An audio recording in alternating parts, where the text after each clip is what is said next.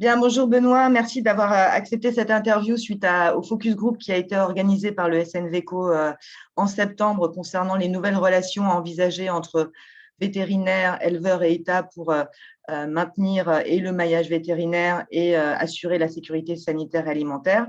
Donc, je souhaitais revenir avec toi à travers trois questions sur ton intervention. Ma première question, c'est que retiens-tu des signaux d'alerte suite à la gestion de la dernière grippe aviaire? D'accord, merci de l'invitation tout d'abord.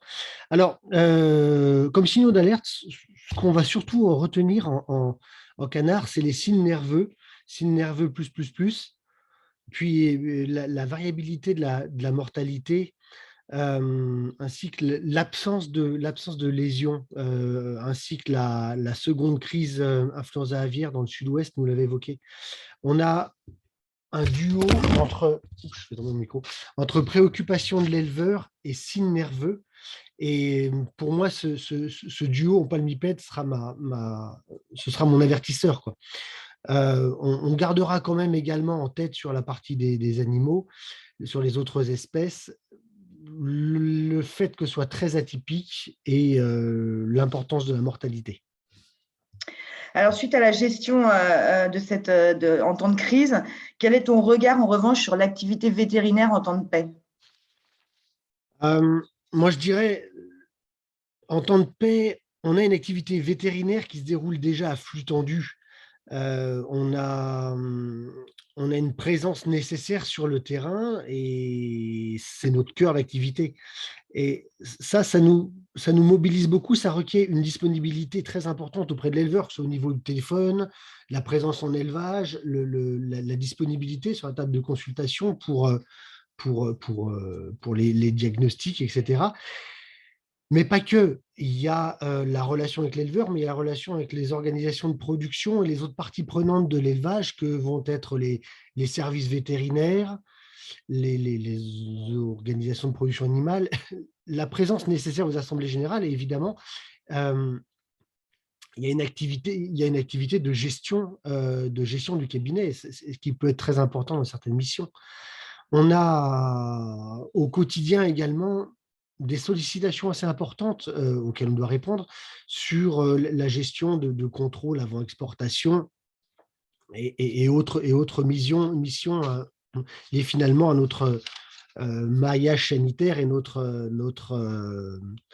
mandat sanitaire. Donc, on a aujourd'hui un temps de travail qui est optimisé, d'autant plus qu'il s'est recentré ces dernières années en lien avec la diminution de la rentabilité de certains postes, hein, tous les postes qui touchent à la vente des marchandises, comme l'antibiothérapie, qui est une marchandise. Et aujourd'hui, un cabinet vétérinaire ne peut plus se payer le luxe d'avoir du sureffectif.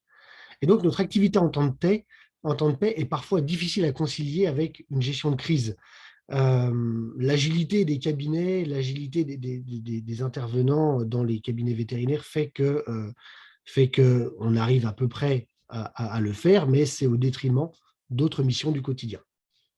Du coup, par rapport à cette situation que tu évoques, donc d'une activité déjà très tendue en temps de paix, entre guillemets, à laquelle peut s'ajouter une situation de crise, quelles sont les évolutions urgentes selon toi à réaliser pour maintenir le maillage vétérinaire dans les territoires dans ces situations et de crise et de non-crise? Alors, parmi les mesures urgentes, ce qu'il faut comprendre d'abord, c'est que d'un côté, on va contraindre par la réglementation, de l'autre, on va laisser un petit peu faire le marché. Et très clairement, moins de vente de médicaments, c'est moins de vétérinaires sur le terrain. On a quand même le constat qu'il manque des vétérinaires. Alors, j'avais entendu le chiffre de 2000 vétérinaires qui manquaient.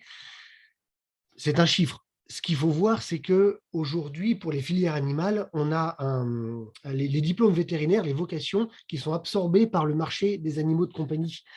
Euh, ce qui fait qu'il manque des gens sur le terrain en production. Le métier vétérinaire, il doit rester attractif et la, la, la reconnaissance de notre mission de maillage sanitaire sur le terrain, elle doit être faite. Il y a un constat des besoins qui doit être mené par les producteurs et par l'État. pour arriver au financement de ce service du maillage vétérinaire, qui, pourquoi pas, à mettre en place des systèmes d'abonnement financés par la collectivité, par les producteurs. Ce qu'il faut prendre comme exemple, c'est que la collectivité finance les casernes de pompiers, même quand il n'y a pas d'activité, même quand il n'y a pas de feu. C'est l'exemple qu'il faut prendre, je pense. Merci beaucoup, Benoît. Ben, merci beaucoup.